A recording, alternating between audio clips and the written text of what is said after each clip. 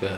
Oke, jadi ini tadi roll ada dua macam, yang satu besar, satu agak kecil. Yang besar ini nanti agak kasar dan mungkin harganya lebih murah kalau kita beli untuk membersihkan dinding, untuk membuang debu. Karena pemasangan wallpaper itu tidak boleh ada debu ya. Jadi kalau debu itu biasanya nanti menyebabkan gelembung, menyebabkan tidak rekatnya tidak kurang baik. Yang kedua adalah ini yang untuk mengelem tadi, nanti ada juga nih peralatannya di ini, kaitannya dengan nanti dengan ember atau bak kecil. Ini seperti ini. Kenapa panjang bentuknya seperti ini? Karena supaya roll ini bisa masuk, ya kan? Nah, bisa masuk begini. Yang kedua adalah tempat lem juga ada sama ini, ya kan? Seperti ini. Yang ini berfungsi seperti cat juga. Jadi bisa juga kalau terlalu banyak bisa dituang di sini, nanti di dalam ngelemnya kita ngambil dari sini. Ya itu. Terus oke.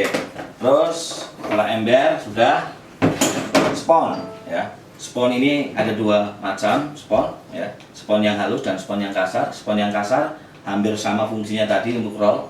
Kalau ini agak lebih untuk membuang debu yang berada di serat-serat dinding.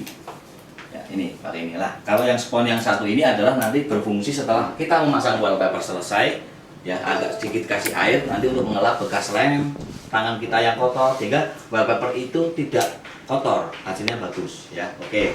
Jadi itu dua adalah scrub ya.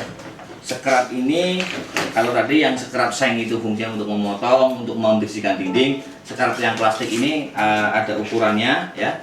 Ukurannya kecil-kecil bisa, ukuran besar. Ini yang nanti untuk dalam menempelkan wallpaper ini kita sebagai pembuang atau penekan kepada dinding ya, untuk membuang lem-lem yang masih berada di tengah, sehingga nanti kita akan dapat menghasilkan pemasangan wallpaper yang rata, tidak bergelembung ya.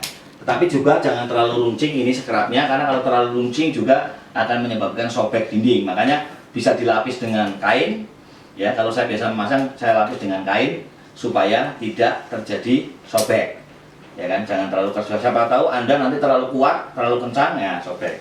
Terus ada lagi scrub ya, yang sebenarnya ini untuk kaca, tapi bagus juga digunakan untuk memasang wallpaper. Sama fungsinya dengan scrub ini, sama ya, nanti untuk memasang, menempelkan, memperkuat ya. Ini seperti ini akan jauh lebih bagus yang ini. Kenapa? Karena ini tidak runcing, tapi ini lembut ya, lembut dan tidak menyebabkan goresan gitu. Oke. Terus peralatan yang berikutnya adalah spon kasar sekali ya. Nanti bisa dilapis dengan amplas, itu yang berfungsi nanti ketika pada saat merapikan dinding tidak rata, kita lapis dengan amplas ya. Amplas yang tergantung dindingnya bagaimana. Kalau kasar pakai amplas kasar sekali, kalau yang halus sudah ya pakai amplas yang halus, nanti kita gosokkan pada dinding yang mau dipasang. Terus yang selanjutnya adalah water pass. Water pass ini berfungsi nanti untuk menentukan titik kelurusan di dalam memasang wallpaper.